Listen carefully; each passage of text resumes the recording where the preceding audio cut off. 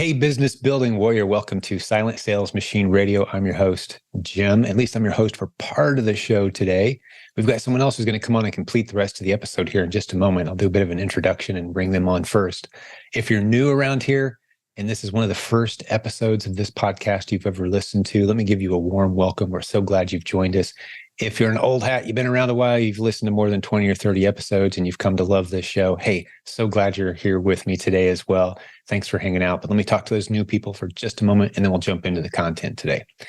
The guest that I'm going to bring on in just a moment is a great friend of mine, Mr. Jimmy Smith. He's the one who created the bulk of the Replens training content that you'll find inside of the Proven Amazon course.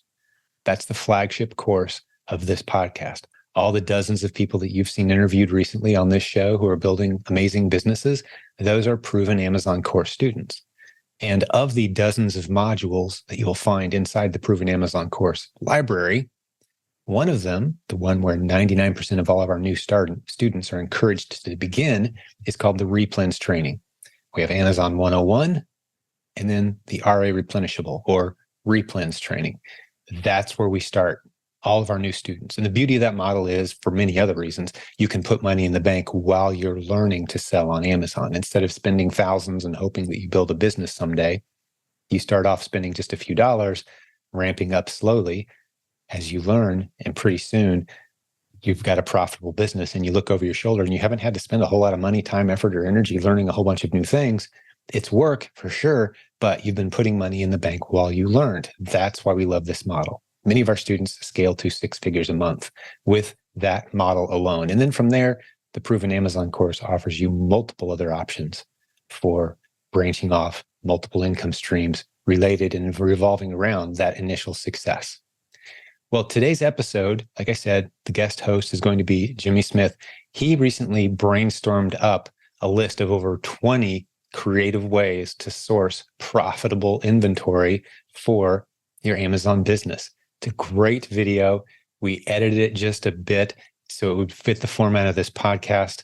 I'll give you a couple of examples, then we'll turn Jimmy loose for the rest of it, because a couple of things that he shared early on in his content, I got a little enhancement to the discussion, and then I'll turn him loose and he'll just hit the rest of the 20 plus tips that he has. Rapid fire. I mean, it's a pretty short episode, really, when you look at it on the clock. And we cover 20 great tips. He's even got some great sound effects and things that he put in there. It's great content. You're really going to enjoy it. Let us know what you think. We'll do more of those kinds of things if you have fun with this one. But the first tip I'm going to talk to you about today is rabbit trailing. When you're looking for more inventory, rabbit trailing means letting Amazon do some of the heavy creative lifting for you.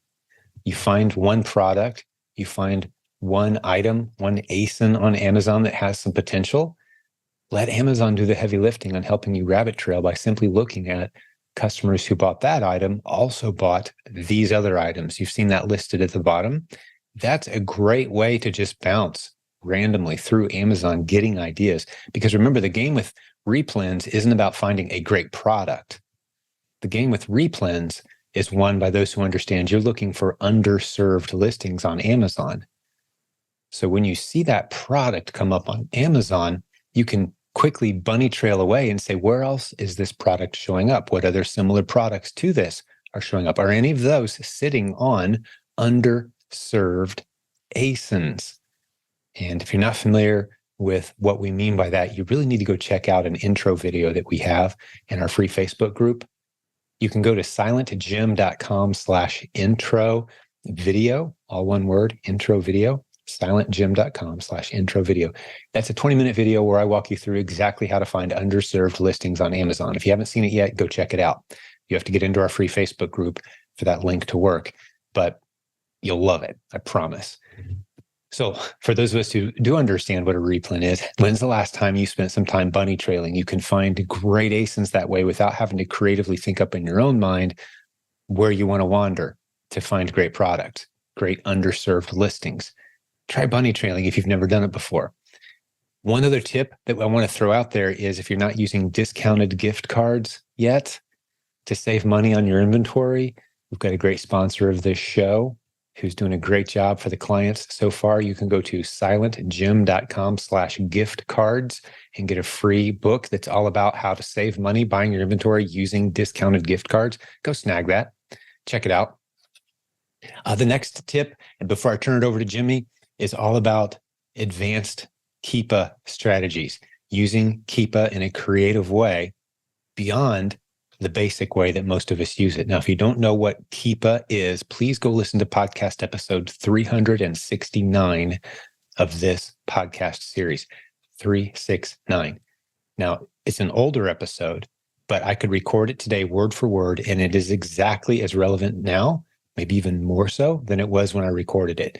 Episode 369 explains why we love this tool called Keepa, what it does that no other tool can do. But it has some advanced features that most Keepa users never get into. And we've actually got brand new content that explains how to take advantage of many of those advanced features to turn you into a replens hunting ninja. You'll be finding those underserved listings on Amazon in ways that you've never even thought of before. You can go to provenamazoncourse.com/Keepa, Keepa. Again, provenamazoncourse.com/Keepa, Keepa, to get full details on that new course. Good news, if you're one of our coaching students, you get that course and all of our new courses completely free. So that's great. And then if you're a Proven Amazon course student, you get a massive discount on this new course. And eventually, this course will be rolled into the Proven Amazon course library as well. That's how we release all of our new content around here is we give it to coaching students.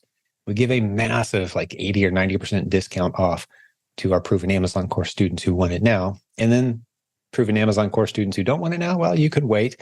And it will be early fall, approximately, of 2023. We will add that content for free. But this new Keepa training, advanced Keepa training, has 9 new strategies for using Keepa as a replens hunting power tool. You're going to absolutely love it. So that's tip number 2 is learn how to use Keepa as something besides just the charts that you've gotten used to seeing and how many drops per month. There's a whole data research side to Keepa that is just so powerful. You need to learn to use it. And again, that advanced Keepa training steps you through it. Very friendly, short videos that shows you 9 different ways that we've never taught before how to use Keepa as a power tool. You can pick that up at provenamazoncourse.com/Keepa. Contact our support team if you want to get your Proven Amazon course discount. If you have trouble, there's instructions on that page on how to do it as well. But for the rest of this episode, I'm going to turn it over, like I already promised you, to my good friend Jimmy Smith, who is a replens hunting ninja. He's got 20 more incredible tips for you on how to find great replens. You're going to find a lot of golden nuggets in this episode. Hey, we'll have another brand new episode for you very soon. But for now, enjoy 20 great tips from my good buddy Jimmy. The third tip is whenever you're looking at a product that has variations, maybe it's shoes or clothing, or even something that is a 2-pack, 3-pack, 4-pack, etc., you want to make sure that you are looking at all the other variations. And so an example I can give is if you're looking at a brown shoe that is size 10, also look at the black shoe that is size 11 and 10 and 9, etc., to see if those particular products are better and more profitable for you to sell on. Many times, if you're looking at one specific product, sellers just focus on that one thing without looking at all the other variations. So it can be very impactful to look at the variations on those listings. The fourth tip is to use the Keepa Data Product Finder. I have a whole video on this channel for how to use the Keepa Data Product Finder, but this tool, which is already in your Keepa subscription, allows you to bring out about 100 to thousands of different ASINs that meet certain sets of criteria. Then you can go and find at stores so that you can shop for those products and sell them on Amazon yourself. Getting good with this tool can get you multiple ASINs at a very quick clip so that ultimately you're able to grow your replenishable product base and grow your Amazon business. The fifth tip is to use discounted gift cards. Many of you may have already been doing this, but a lot of people pass over this opportunity, not thinking that, oh, this actually can help me to find more products, because now instead of a 30% ROI product, maybe you have a 40% or 50% ROI product because you use a discounted gift card. Utilize a site like cardbear.com. This can help you to find the best deals for discounted gift cards. There are many different websites that you can go to for discounted gift cards, but I like to use cardbear.com. No affiliate, no promotion at all. Just wanted to let you know that that's what I've used in the past. The sixth tip is to also be using coupons. Now, it doesn't have to be just paper coupons. It can be online coupons that you get from Retail Me Not or other sites like that. But ultimately, if you can use any percentage, whether it's 5, 10, 15, 20% off, that will help your bottom line. And not just help the bottom line, it can help you find more products to source for your Amazon business. And it can also, if you have a coupon, give you a new store to go check out because you've got 20% off or 25% off automatically. Why not start your sourcing at that site instead of waiting and trying to find a coupon after you've found products? You can start with the coupon, you can find the products at those particular sites, and that can help you to grow your Amazon business. The seventh tip is to build relationships with your store managers if you're doing retail arbitrage. Not only are you being helpful to them by not clearing off all of their shelves, but you can build that relationship to order bulk products from them, whether it's in multiple boxes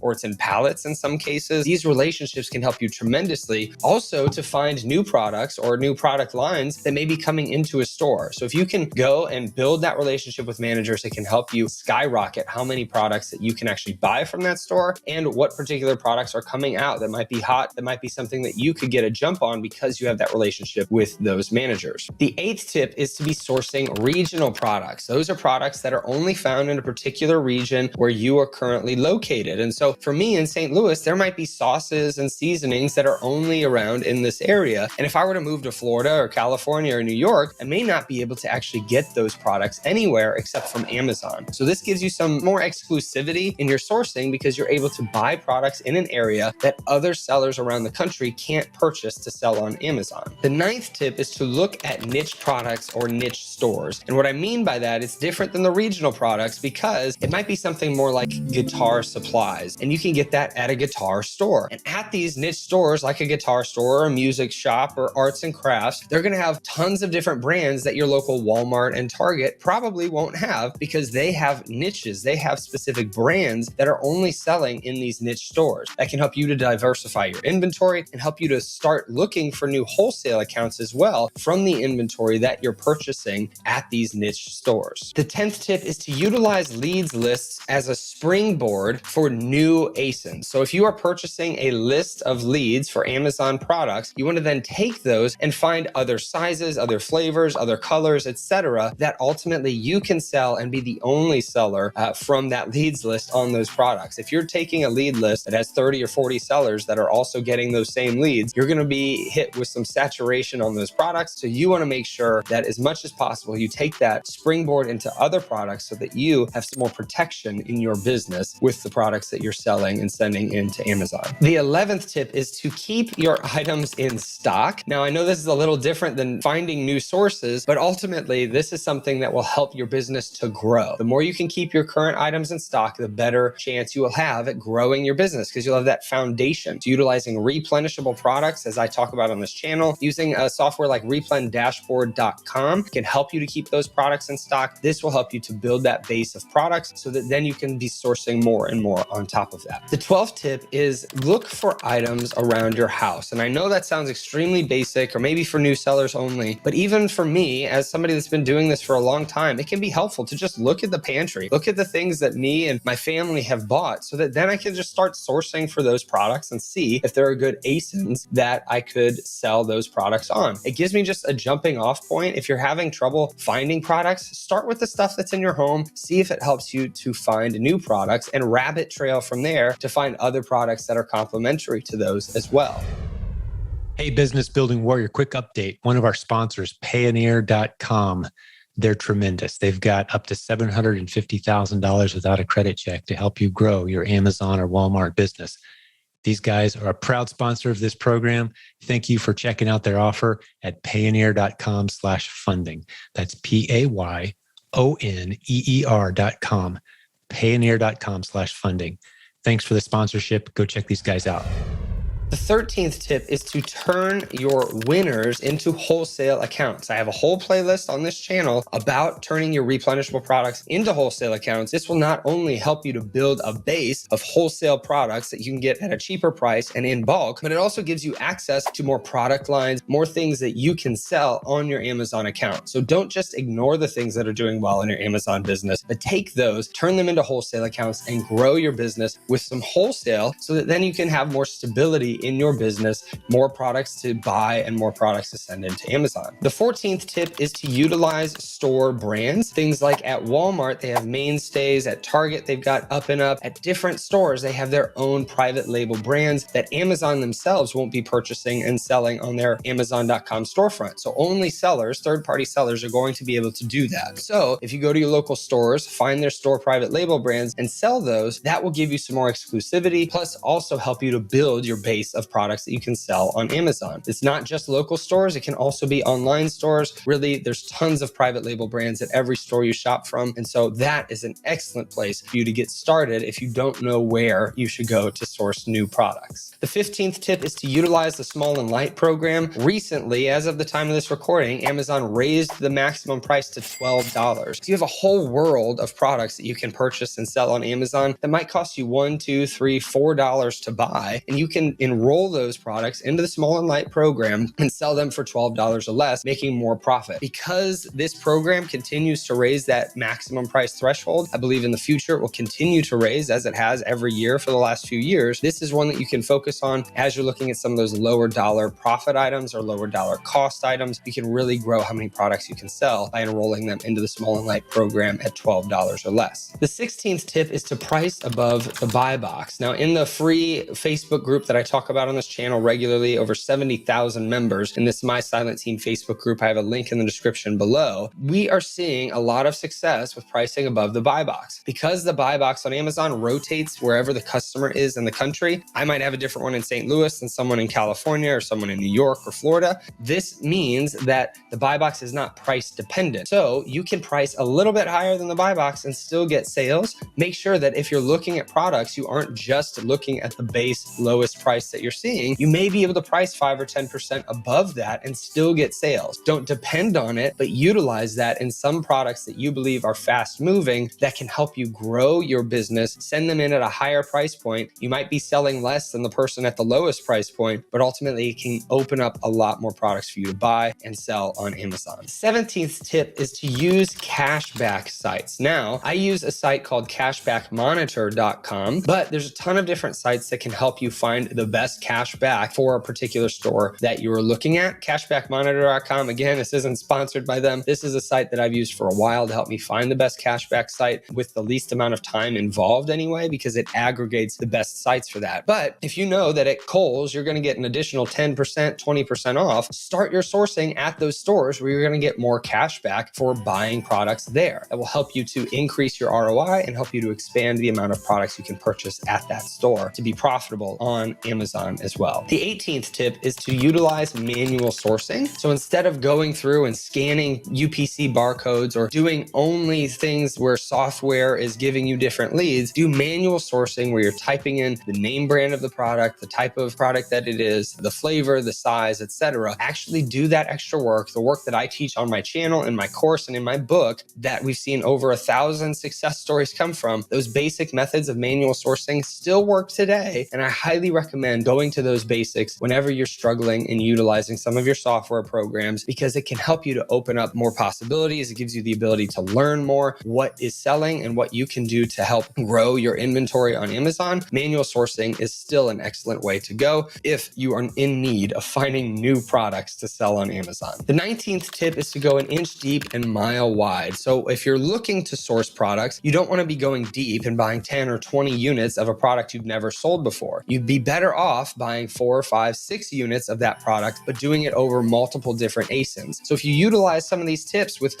finding multiple ASINs for one product, maybe you have 2 or 3 different ASINs where you can buy 4 or 5 of each, and then you're technically buying a bigger amount of that particular product and splitting it up over multiple ASINs, that will help you to grow your inventory. It'll give you some more protections in your business, give you a bigger foundation, which you can grow from moving forward. The 20th tip is to look at bundles and specifically different products within a bundle. So maybe it's toothbrush and toothpaste, or maybe it is gum and mints, those different products. Those particular types of bundles give you a lot of opportunity on Amazon to go find new products and send them in, because there are a lot of those bundles that are complementary and work together. That is an excellent place to look, especially if you're dealing with food category or something similar like that, because there's going to be complementary products, whether it's basting brush and a sauce, right? Those types of things are really popular on Amazon. Recommend checking those types of bundles out. The 21st tip is to look at bundles, but specifically variety packs of bundles. So if you're doing your sourcing, search the word variety to see if there's a listing with multiple varieties of flavors. Like I've mentioned before, Altoids peppermint, Altoids wintergreen, that would be a variety pack. They aren't complementary to each other, but they are different varieties of the same exact product. The 22nd tip is to avoid relying on clearance. Now, a lot of people may be coming to this video solely scanning UPC codes and looking at clearance products. That is a mistake that won't allow you to grow past a certain point. You're going to run out of the ability to continue finding new products at that clip and growing. So you want to make sure that you're finding replenishable products and growing from there. Full price off of the store shelves is what will create that foundation for you to grow from into the future, so that your business can actually scale much more easily than if you're constantly looking for the best deal on clearance products. However, don't avoid clearance products, just don't rely on them for your whole entire business. The 23rd and final tip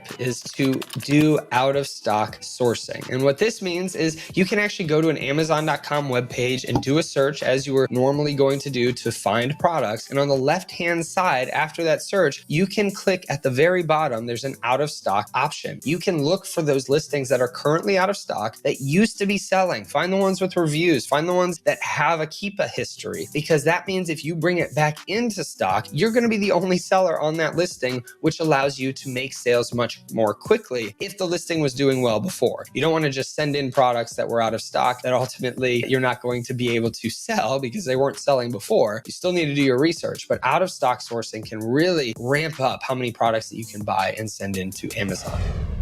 Hey, before I go, one last reminder, Payoneer.com, a tremendous sponsor of this show. You can get 10% off your first fees by going to Payoneer.com/funding.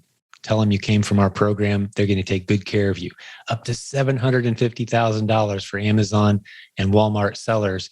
Hey, if you're needing some funding with some good flexible payback terms with no credit check, you're going to love these guys. Go check them out.